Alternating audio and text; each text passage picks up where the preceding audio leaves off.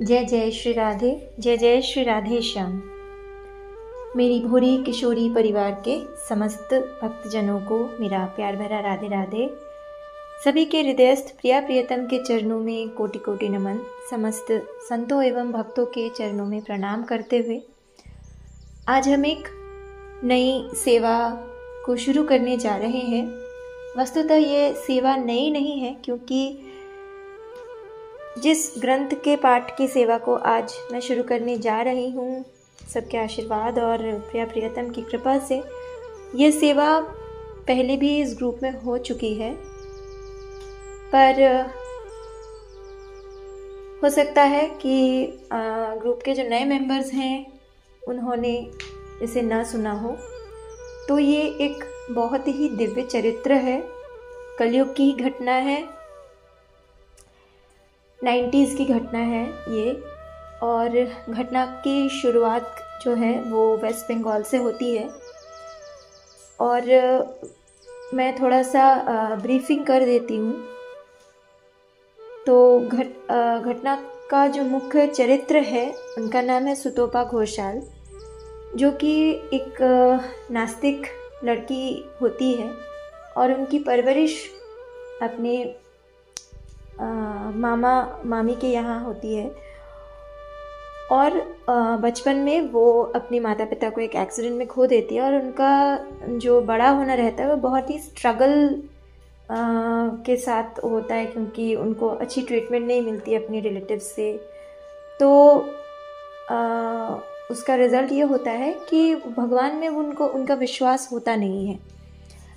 पर ये नास्तिक लड़की धीरे धीरे कैसे गोपाल की माँ के नाम से जाने लगती हैं, और कैसे उनका साधन जीवन धीरे धीरे आगे बढ़ता है। और सबसे पहली बात, कैसे भगवान पर विश्वास या भगवान है या नहीं है, इस बात की ओर उनका ध्यान कैसे आकर्षित होता है, इसी बात को हम जानेंगे। और सुतोपा जी आज भी जीवित हैं, और कहाँ हैं ये तो केवल इस ग्रंथ के लेखक को ही पता है, वो जो कि स्वयं ही एक बहुत सिद्ध साधक हैं। तो वो किसी को बताते नहीं हैं, पर वो आज भी जीवित हैं और अपने साधन को आगे बढ़ा रही हैं। यद्यपि उन्हें महाराज का दर्शन हो चुका है, तुरीय अवस्था को प्राप्त हो चुकी हैं सुतोपा जी, पर फिर भी अभी भी वो अपने साधन में रत हैं। तो चलिए अब और ज़्यादा समय ना गवाते हुए हम सेवा में प्रवेश करते हैं और सेवा को सुनते हैं, सेवा के मुख्य प्रसंग को सुनते हैं अगले ऑडियो से। जय जय श्री राधे, जय जय श्री राधे। तो चलिए अब हम सेवा के मुख्य प्रसंग में प्रवेश करते हैं। जिस ग्रंथ की सेवा को आज हम शुरू करने जा रहे हैं, उस ग्रंथ का नाम है वृंदावन में आज भी घटने वाले चमत्कार, और लेखक का नाम है ताराशीष गंगोपाध्याय। यह अनंत महाविश्व जैसे एक असीम सागर है। हम जानते हैं कि महासागर के दो स्वरूप हैं। एक वह जिसकी सुंदरता हम इसके तट पर खड़े होकर निहारते हैं, विशेषकर इसकी मदमाती उफनती हुई लहरों को, जो इसके साहिल पर पछाड़ खाकर अनवरत टूटती रहती है। सूरज की किरणों से उस अनंत जलराशि पर बदलती हुए रंगों की छटा हमारे मन को मोह लेती है। पर सागर का सौंदर्य केवल मात्र इतने में ही सीमित नहीं होता। इसकी अनंत गहराई में छिपे हुए करोड़ों जीवों का समावेश, न जाने कितने ही तरह के प्राणी तथा इसमें उगने वाले पौधों की अद्भुत रंगोली, इसमें पाए जाने वाले अनगिनत अनमोल रतन और इसमें समाहित भूला भटका अतीत, इनके सौंदर्य के ऐश्वर्य को यदि जी भर कर देख न सकें तो महासागर का ये दर्शन कुछ हद तक अधूरा ही रह जाता है।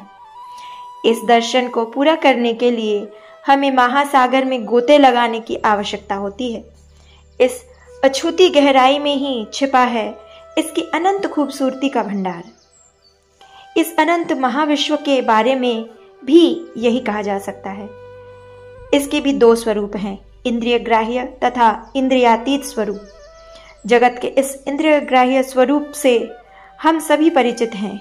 अपनी इंद्रियों के द्वारा इसे हम देख सुन व इसका अनुभव कर सकते हैं, परंतु हमारी विचार शक्ति बहुत सीमित है, इसलिए एक निर्धारित स्तर से आगे हम जाने में असमर्थ होते हैं और अपनी इस अल्प बुद्धि के द्वारा समझने लगते हैं कि बस इस महाविश्व का सीमा यही तक है। जो कुछ हम विज्ञान के सहारे समझ सकते हैं वह उसी को सत्य समझ लेते हैं, और जिसकी व्याख्या बुद्धि से नहीं हो सकती उसका अस्तित्व को हम स्वीकार ही नहीं करते। प्रश्न ये उठता है कि हमारी ये विज्ञान केंद्रित भावनाएं क्या सचमुच ग्रहणीय हैं? तो फिर हम इस विश्व ब्रह्मांड के अनंत रहस्यों को क्यों नहीं जान पाते? हमारे मन में रह रहकर क्यों ये प्रश्न जागते रहते हैं कि मैं कौन हूँ, कहाँ से आया, कहाँ जाऊंगा? इन प्रश्नों का उत्तर पाने के लिए बड़े बड़े मनीषी अपना घर-बार छोड़कर आध्यात्म पथ पर चलते हुए कठिन साधना के पश्चात आत्मस्वरूप को जान सकें। जय जय श्री राधे।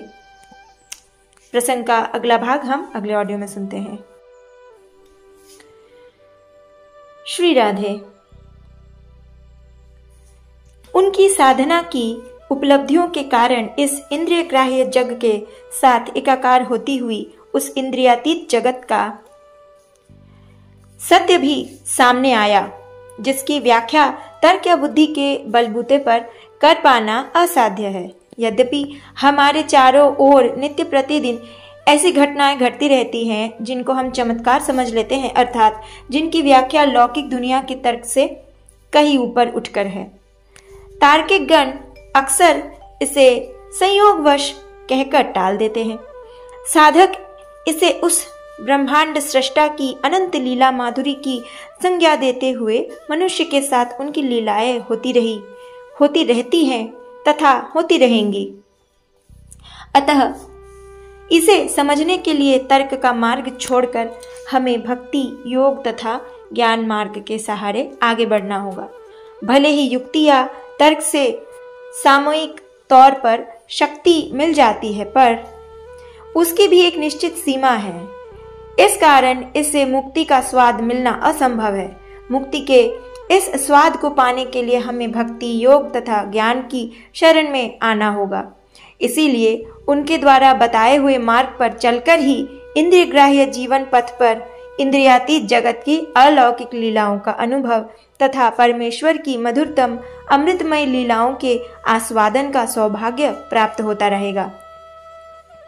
पाठक पाठिकाएं इस प्रसंग में कह सकते हैं कि इन तीनों राहों में से किसी एक पर चलकर ईश्वर तक पहुंचा जा सकता है। चलिए इसे तो मान लेते हैं, पर इन तीनों में से किसी भी राह पर चलने के लिए ईश्वर के प्रति विश्वास की आवश्यकता है। यदि मन में विश्वास का प्रकाश न हो तो ज्ञान, योग या भक्ति के पथ पर अग्रसर होना असंभव है। परंतु ईश्वर के प्रति यह विश्वास जागे भी तो कैसे?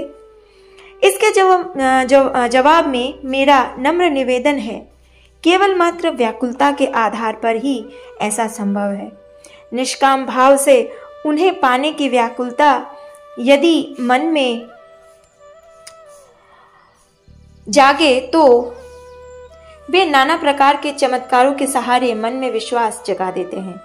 उस विश्वास के सहारे ज्ञान, योग या भक्ति के मार्ग पर आगे बढ़ते रहने पर वे स्वयं ही भक्त के सामने आ जाते हैं।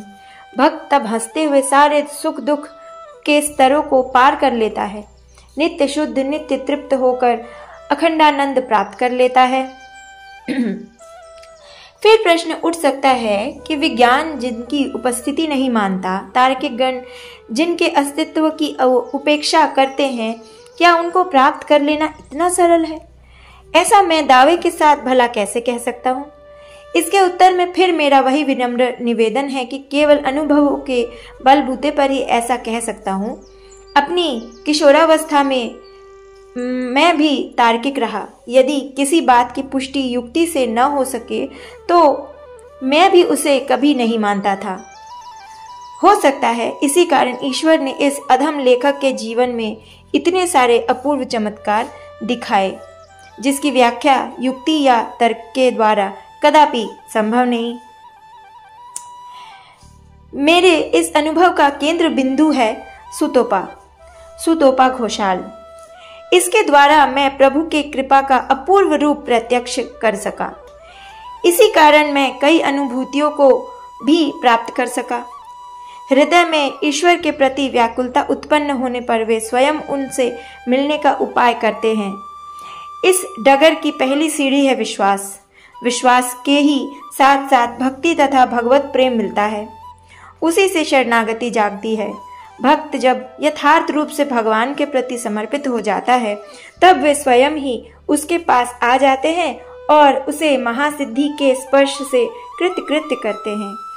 इसीलिए वह प्राकृतिक नियमों के बंधन से मुक्त होकर धीरे धीरे अमृत लोक की दिशा में आगे बढ़ने लगता है और जीवत्व से शिवत्व की प्राप्ति कर लेता है। जय जय श्री राधे, जय जय श्री राधे श्याम। प्रसंग का अगला भाग अगले ऑडियो में सुनते हैं। जय जय श्री राधे। सुतोपा से मेरी मुलाकात पहले हुई थी सन 1999 के नवंबर महीने में। माफ़ कीजिएगा, मैं हिंदी अक्षरों को पढ़ने हिंदी नंबर्स को पढ़ने में मुझे थोड़ी प्रॉब्लम होती है, तो अगर गलती हो तो माफ़ कर दीजिएगा।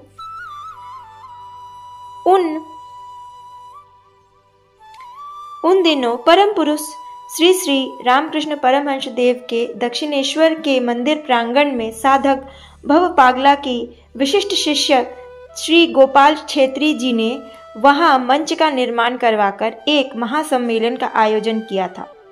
उस दिन शाम को वहां विभिन्न धार्मिक पत्रिकाओं का सम्मेलन था। उस सम्मेलन में सभी धार्मिक प्रतिष्ठानों से प्रकाशित होने वाली पत्रिकाओं के सारे प्रतिनिधियों को उसमें योगदान का आमंत्रण मिला था। श्री रामकृष्ण मिशन का उद्बोधन, भारत सेवाश्रम का प्रणव, आद्यापीठ मातृसंघ की आद्यापीठ मातृपूजा, शिवानंद गिरी आश्रम का 5 सिक्के 5 आना के साथ साथ हमारे ताराबाम सेवाश्रम की पत्रिका अमृतम के प्रतिनिधि के रूप में हम भी उनमें आमंत्रित थे। सौभाग्यवश अमृतम पत्रिका के संपादक की हैसियत से इसकी प्रतिनिधित्व में मैं ही कर रहा था। गंगा के किनारे सांझ ढल चुकी थी। चारों ओर बिजली का प्रकाश जगमगा रहा था। माता भवतारिणी के मंदिर से आने वाली घंटा ध्वनि कानों में गूंज रही थी। माता का मंदिर, 12 शिव मंदिरों तथा राधा कृष्ण के मंदिर व ठाकुर श्री रामकृष्ण परमहंस देव के कक्ष के सामने भी रोशनी जगमगा रही थी।